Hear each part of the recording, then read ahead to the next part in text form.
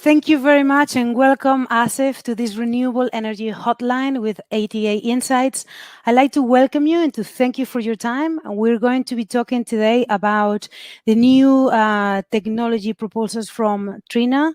And what are you doing with your modules? You know, your new, you have a white paper that you just brought out with the new information. So thank you very much for being here today. Thank you so much for having me here for the session, and I look forward to have a fruitful session on this. Excellent. Thank you very much, Asif. So very simple. First of all, you've made a very big technological bet that you've gone with the larger modules, the 210. So I'd like to ask you, first of all, about the evolution of the module sizes that has taken you to this larger 210 size. So to begin with, the 210, when we say 210, it refers mainly to the wafer size. So if you have been following the industry, the PV semiconductor industry, the last decade or the last few decades has seen a lot of variations in the wafer sizes. Uh, like for example, there are different multiple variations of wafer sizes. Like let's say from since 2015, due to the need to improve efficiency and reduce cost, different PV manufacturers have fine-tuned the wafer sizes. So this is again leads to many variations of wafer size starting from 156, 166, 182, and right now we are in the 210 series of wafers. And the industry refers to them with M4, M6, and all the way to M12, which is the 210 wafers, which we are referring to. The idea is clear. Like the industry has progressed so far, and we have reached the advancement right now in wafer size, which is the largest wafer in the industry, that is 210, and currently being used in the industry. Excellent. Thank you very much. And what makes 210 advantageous over the previous 182? Right. So that's a very good question, which I would be glad to answer. There are many features that make the 210 far superior, far better in terms of the 182 wafers. So when I say 210, in Trina we are using the 210 wafers, and we have developed the Vertex series modules. The 210 has been under development for quite a while, and since 2020, Trina has launched the 210 wafer-based Vertex series of modules, which we call as the ultra high power modules, and these have their own unique features.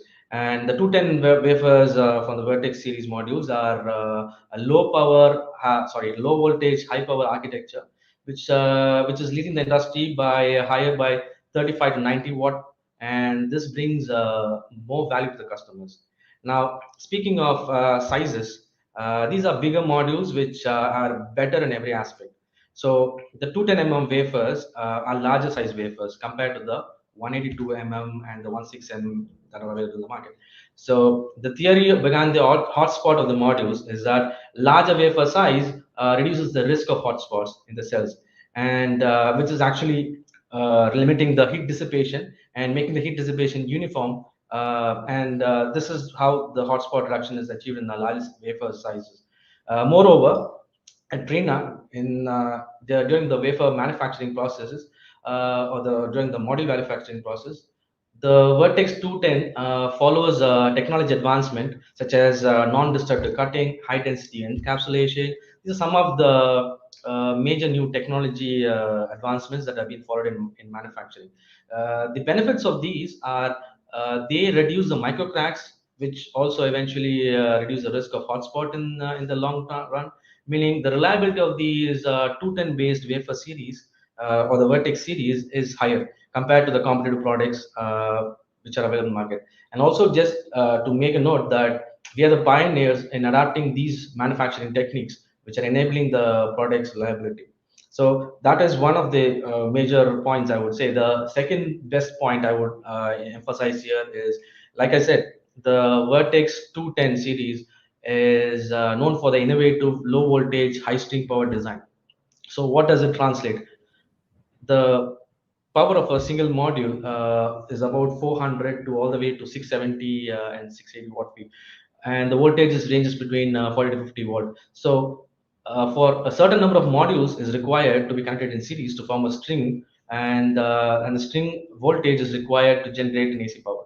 Now, the low voltage characteristics of these vertex modules, the power of a single string may be increased by 35%, which is compared with the alternate of 182 wafer modules.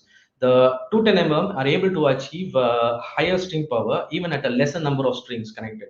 So this is advantageous in a developer's perspective, meaning that it's bringing a better BOS cost saving and eventually reducing the LCOE associated in the project. Uh, at the same time, the module is able to achieve higher string power.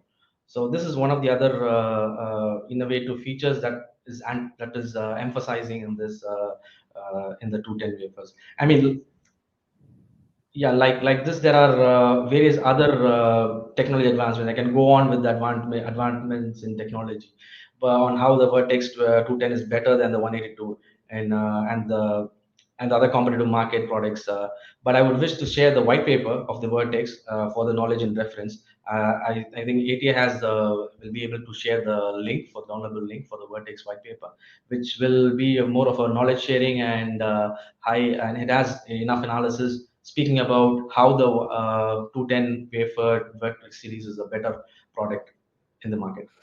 Yeah, of course, absolutely. We're going to leave in the comments, the link where you can request the white paper to read it in detail. There is, as I've said, many other details that are in there that, of course, we don't have time to go into detail here. But it seems there are a lot of benefits. From what I can see, is the panel itself performs better, and then from what I can see, it also has like an interesting VOS cost saving. So I get those two kind of main points. And the next question is if definitely you see that 210 is here to stay in that larger size. All right, this is a most relevant question about the 210. Like from a developer perspective or a customer perspective, what matters more is how far is this product being available in the market. So, like I said, the 210 was a wafer size that had been developed since 2019, and the product itself was launched in 2020. So, currently the market is moving towards a 210 based wafer sizes, and mainly based on the customer value adds and since 2020, since the product has been launched until now, we have seen like a current demand of project expectations where the vertex modules are expected to reach more than 50% increase global market share, meaning that this is the baseline. The wafer size as well as the product developed based on the wafer size is going to be the next best thing that's happening for the next couple of years. And yes, indeed, this is here to stay and here to be advanced in further technology to be my better efficiency and lower degradation values. But again, the vertex product or the 210 wafer product is here to stay, and we will look forward to further advancements in this wafer size and the product itself. So innovation is all coming in the bigger size. That's very interesting, and I think it's important for the developers out there to understand that when they're making a technology bet, it's going to be a safe one in the long term. And what I wanted to ask you next, Aasif, is if as a developer, if I was a developer, what do I need to consider when I am designing and procuring for a plant that actually has the VOS, everything around the 210 panel? Okay, again, from a developer perspective, what matters most is the product's availability and how the product fares in compatibility with the other major components. Like for a PV system to operate perfectly, we have other BOS systems as well as in place, like the inverters, the trackers, and so on. So these Vertex series modules, which are based on the 210 wafers, have been tried and tested with all the major inverter and trackers in the market, meaning that they have been able to perform and reach expected PR ratios and system outputs across various different site conditions. Like it's been like tried and tested for different site conditions, and from a developer perspective, the compatibility is what matters. And yes, this product is compatible across a wide range of inverters and trackers, which makes it an ideal product to go for. Thank you very much, Aasif. It's reassuring for sure. And is it that this Vertex module and the larger size is more designed towards like a large scale, where like the small savings across like a huge amount of megawatts makes a huge difference? Or are you also, is it also like the right size for more residential and commercial applications? All right. So the ultra high powered modules, they were developed keeping in mind of high power output and the production thing. But when the market is concerned, it's different. It's split between CNI, utilities, and micro mini grids and standalone systems as well. This doesn't limit the Vertex 210 series to only high power, large scale projects. Yes, of course, it is feasible in project development when you're looking at large scale projects in gigawatt and megawatt scale. But that doesn't limit this one, because the Vertex starts with the Vertex S, that's a 400 watt small size module, and all the way up to 670 watt peak module. So these high power modules are like they cater to across all different various system requirements and applications, starting with a single standalone solar irrigation system, or for agricultural purposes, or a floating PV system, or the high powered ground mount system, or any different variations of rooftop systems. These products cater across different various applications and site conditions. So they are not limited only to large scale products.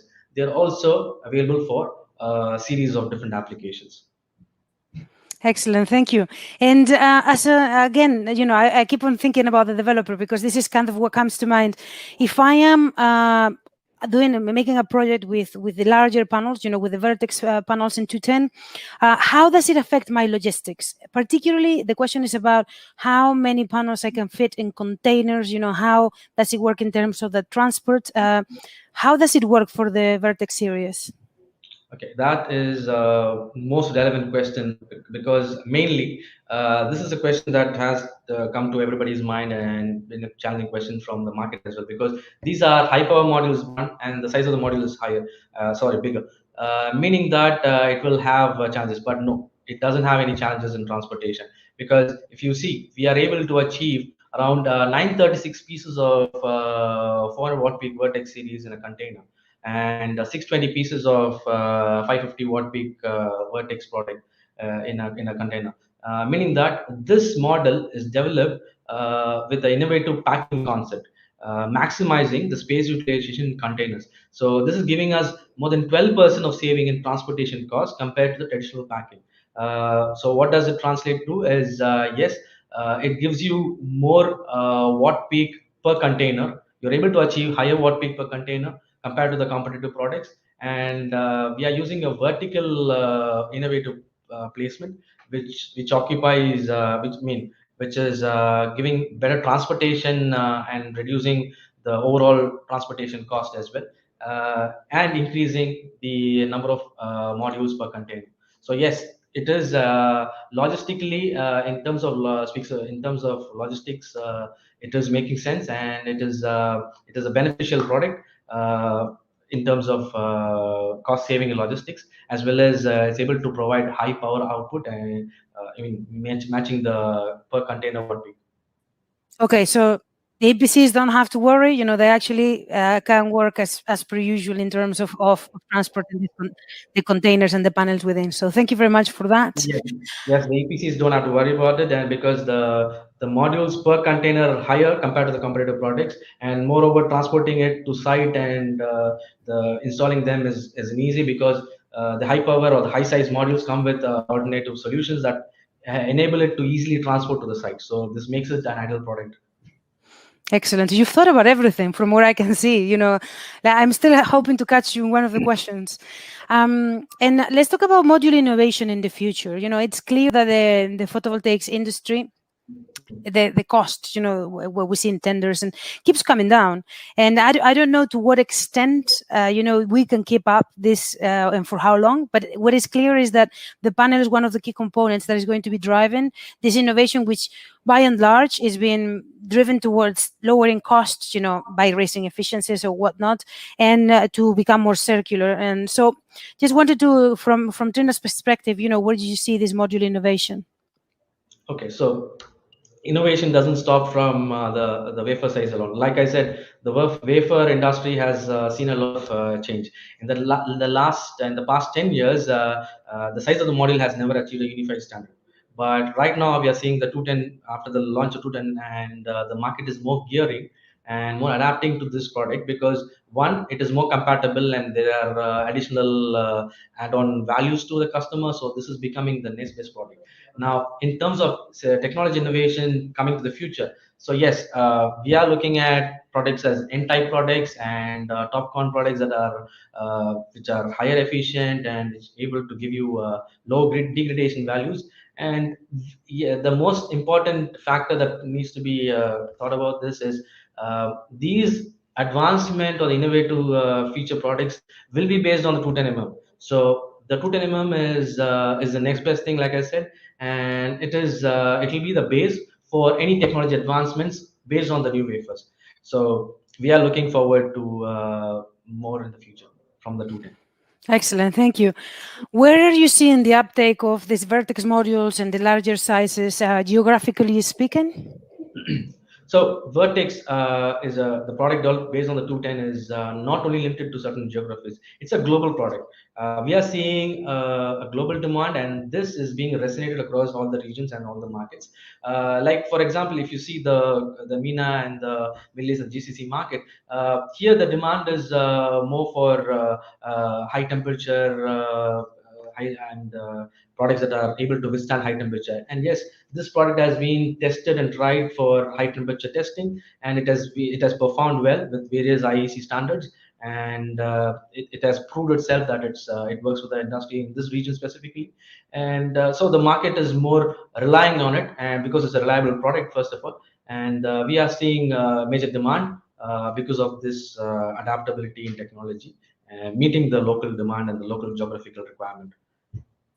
Excellent. Thank you very much, Aasif. The price of PV has been rising lately. This is kind of in opposition of what we just said before, right? That like overall, when you look at the trend over time, prices go down. But lately, we've had a little bit of a jump back, particularly in the prices of PV panels. So like what I want to ask you here is why is it rising, and what can we expect will happen in the future, whether this is going to reverse or is going to stay? Okay, thank you. That's an interesting question as well, because the market has seen various fluctuations in the pricing of EV panels. So just touching base to the background of the base of how the pricing changes. So there are many factors that involve that are influencing the product's cost, starting with commodity of non-ferrous metals and shipping cost and the wafer cost itself.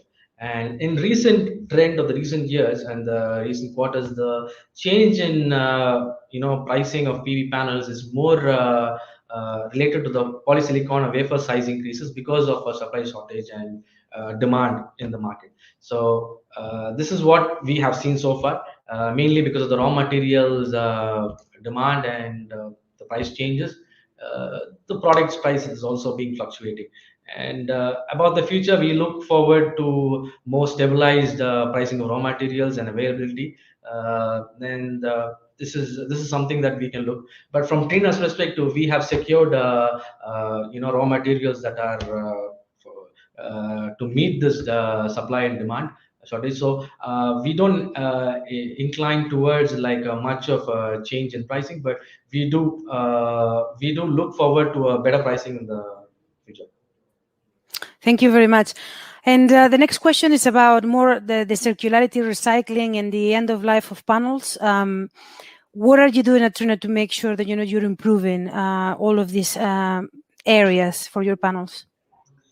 So when we are looking at solar panels, right? Solar panels average from 25 to 30 years of lifespan, and upon end of life, once the panels are decommissioned, it's an economical approach whereby efficient reuse and resource of materials. So like I said, the costing of panels are mainly dependent on the raw materials being used, and it affects the total product cost as well. So there are methods in which the product has been recycled and reused and in the market. But when it comes to your question of circularity and end of life of panels, Trina follows a basic technique that the design starts at the choice of raw materials itself. Like for example, if you see there are major manufacturers, let's say in the backsheet material itself. Some major manufacturers contain products contain fluoropolymers and other materials that create toxic fluorine release when the waste treatment process happens at the end of life.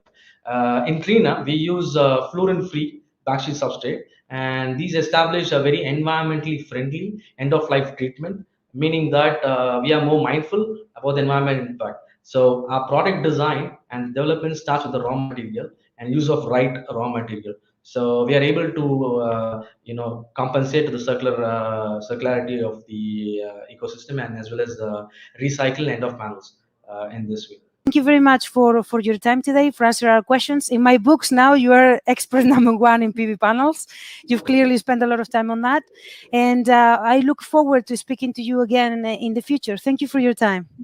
Thank you, Ben. It was nice. It was a very good, informative session. Your questions were more focused, and I hope I have answered more relevant to them and adding to the additional points. So, like I said, there are major factors and major features why the Vertex and the 210 is a better product and why it's geared towards a better economy. But the thing is, like, we do have the Vertex white paper that has been launched. I would suggest, ATI has a link to it and it's easily downloadable, and suggest you all to have a look at it and do come back to us if you have any further questions of the product. We're happy Yep. to engage in it.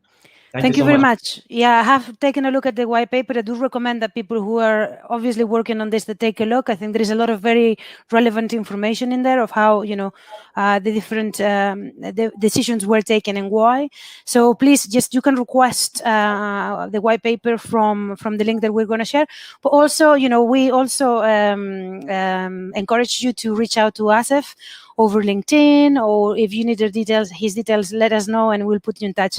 So thank you very much for your time and see you next time.